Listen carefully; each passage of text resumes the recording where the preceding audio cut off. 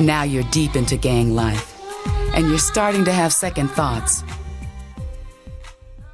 You've seen things on movies, as far as the violence on movies and things like that, and to me it's more like a fantasy, and it would never happen to me, and that they would always be there and protect me and things like that, and as soon as I became involved, it was like I started making my own movie. I was living this big fantasy, and it wasn't really a fantasy, it was more like a nightmare after a while. So the fantasy part is what makes them get into it, and it's fun and stuff for a little while. And then it becomes a way of life, and that's hard. And that's when they want to kind of back out and go away from it, because it gets really hard. You have to be on your P's and Q's all the time. You have to change your lifestyle. You can't be going to the mall every day or to the movies, because you never know who you'll run into. So it changes you. The number one thing that first starts off, as far as that lifestyle, is the system. You not only have enemies on the street, you have police out there too. You know what I'm saying, willing to get you just as bad as your enemy is. Second is shootings. Death occurs of your friends, close ones, loved ones, yourselves. Some start happening crazy words, you know what I'm saying? It's like, that's how much you've been doing it.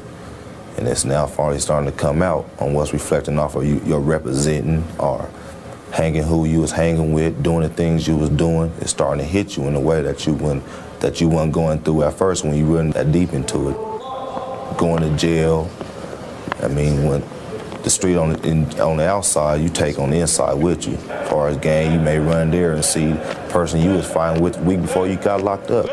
Some people think gang life's great because they see all these movies, they make all this money, they have all these nice cars, they live in these nice houses, they have all the drugs and stuff that they want.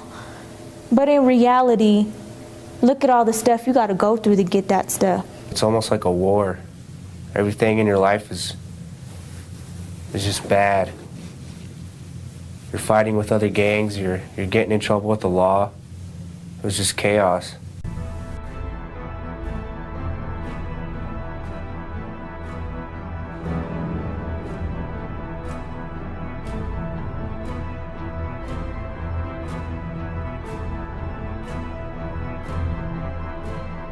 This report includes graphic content. Viewer discretion is advised.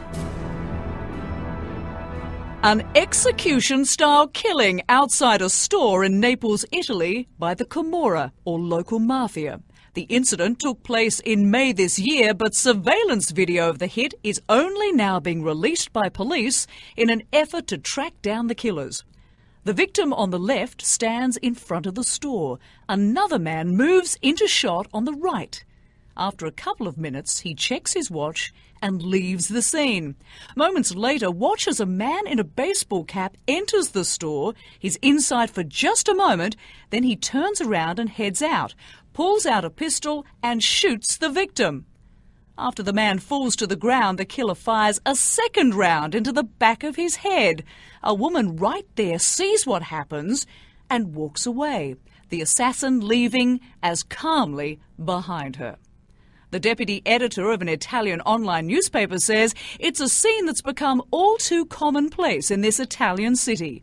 These kind of killings are part of the Camorra or mafia war, and unfortunately people know that it can happen, and it can happen near them, and they try to step away as far as they can in order not to be recognized.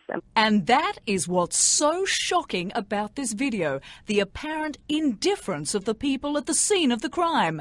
Passers-by unfazed. In the lower right, a cigarette vendor quietly gathers up his wares. A man holds a child and walks away. The rest of Italy, of course, is shocked because we are not used to see this on TV. But fear is at the core of this apparent indifference, and that's why the anti-mafia prosecutor has, for the first time, released this 6.5-minute video in the hope someone will recognise the killer and his apparent accomplice and come forward.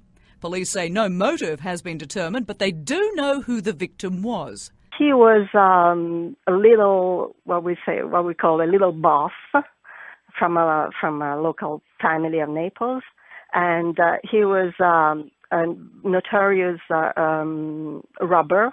According to police, the Camorra has been blamed for about 60 killings this year in Naples and its surrounding county. Rosemary Church, CNN, Atlanta.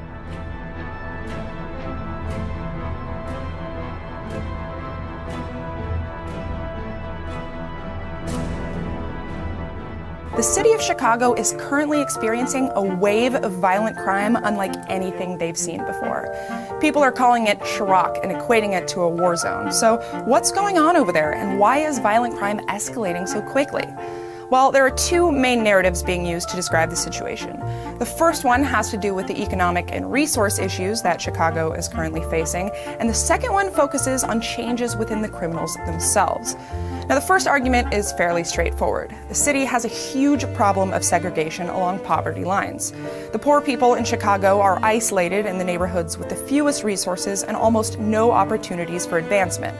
It's a situation that's known to develop and foster a disenfranchised criminal class. But the city also has a population problem. Almost 200,000 people have left Chicago since 2000, and the effects have been devastating.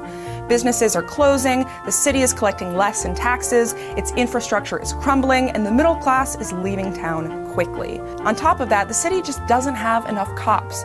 Chicago is almost 1,000 officers short of authorized strength. And due to budget issues, they're unable to replace cops faster than the rate at which they're retiring. So the problem is getting worse. But that's the narrative in pretty much any city that has a problem with violent crime. What makes Chicago different is our second narrative, the one about the criminals themselves. Up until 1997, street crime in Chicago was mostly run by a handful of gangs. Most of it was centered around public housing projects like Cabrini Green. The largest gang in Chicago was called the Gangster Disciples, and it was run by a man named Larry Hoover. It sounds wrong to say, but the power of this one violent gang actually helped keep gang violence under control. Then, in 1997, Hoover and the rest of the Gangster Disciples' leadership were put in jail. In that same year, the city started demolishing those housing projects. As a result, gangs had no unified leadership and no central location for their activities. Infighting and territory disputes started almost immediately, and every year since then, things have gotten worse. The Gangster Disciples have split off into numerous factions. As of the last official estimate, there are now over 600 different gang factions in Chicago. They're all fighting against each other, and they're doing it all over the city. It's a tough situation, and unfortunately, there doesn't appear to be an end in sight.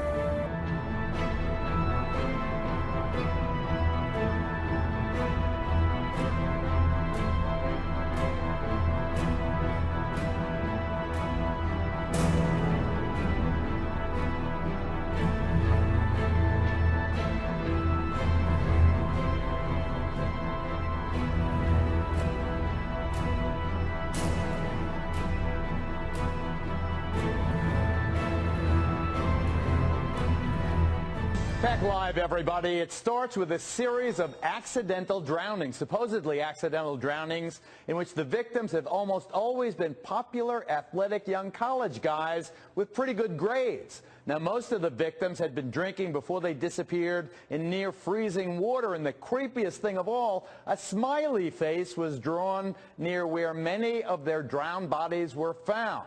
In a broadcast exclusive, the men who first broke the news of the linkage between 17 smiley-faced murders for the first time ever are here to reveal who they think the killer or killers are. They are on your left, retired NYPD Detective Kevin Gannon, and on your right, college professor Douglas Gilbertson. And Professor, you hail from the area in Wisconsin. You teach there. Is that close to La Crosse, Wisconsin? It's about a 3-hour drive from Okay, St. Cloud but down to 8 La of the Crosse. cases are Wisconsin cases around that one town of La Crosse. And the reason, Kevin, I want to ask you or start there, is that the FBI has reviewed the 8 cases in La Crosse, Wisconsin, and the FBI says, based on its review of the submitted case materials, quote, that no evidence exists to support the conclusion that a serial offender has been targeting males in La Crosse. None of the cases have been linked forensically. No singular or unusual behavior reflected in the cases that would support their linkage to a common offender. Okay, let's stick with these 8 victims. The FBI said they're not linked. Why do you think they are? Well, in 6 of those 8 cases, as you can see there, in the 6 cases, the victims were coming out of only 2 bars in all of La Crosse. La Crosse is a community of 3 universities, about 55 bars in like a 6 or 7 block radius. And 4 victims came out of 1 bar, and 2 victims were last seen coming out of another bar. That to me seems very compelling and shows there's got to be some kind of linkage there. Okay, so the origination of the victims, the night they drowned, 2 bars out of the 55. Correct. Okay, point 2, evidence from 5 of the victims found at the foot of this statue. Can you show the statue right here, Peter? Yeah, in La Crosse. What about this, Kevin? Well, that's this 12-foot Indian iconic statue that is in the north end of the park there, right alongside the Mississippi River. And there, the scent that was found from bloodhounds and cadaver dogs showed that 5 of the victims, 5 of the 8 victims that drowned, their scent was there, and property belonging to the victim was located. Hats, their wallets, summonses that one of the victims received. All right. Now, Professor, what do you make of this, that this particular statue is a magnet, evidently, for some of this forensic evidence?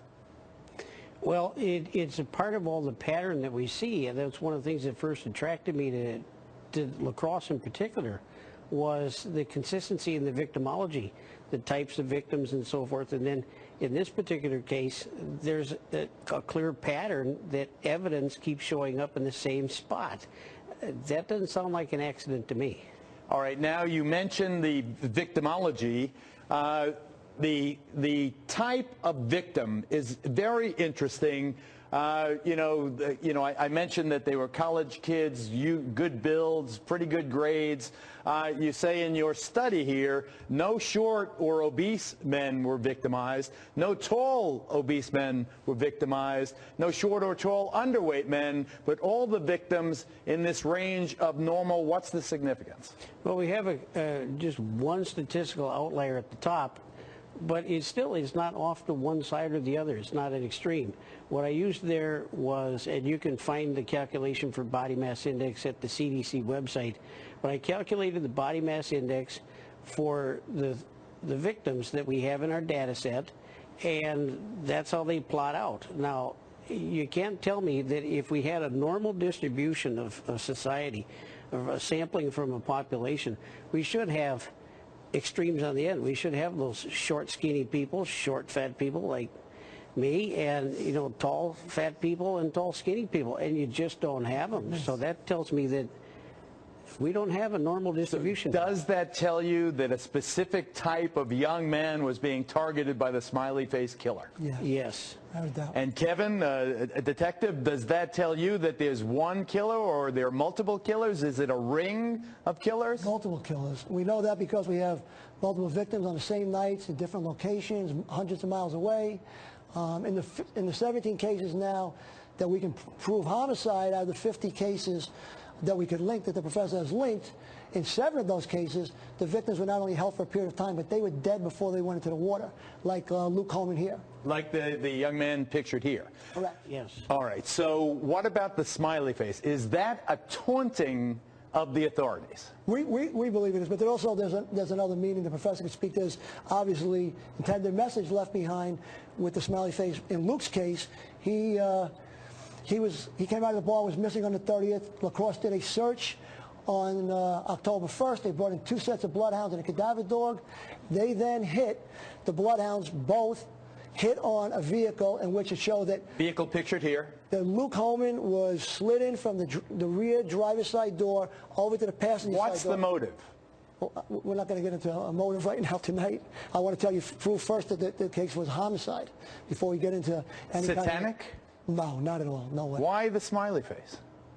I don't understand the symbolism. Part of it is a taunt, like you said. Just mocking. Just mocking us. Part of it, yes. Did the victims' families agree with you, Professor? Yes. The families have given us the cases, and that's one reason you only see 17 out of the 50.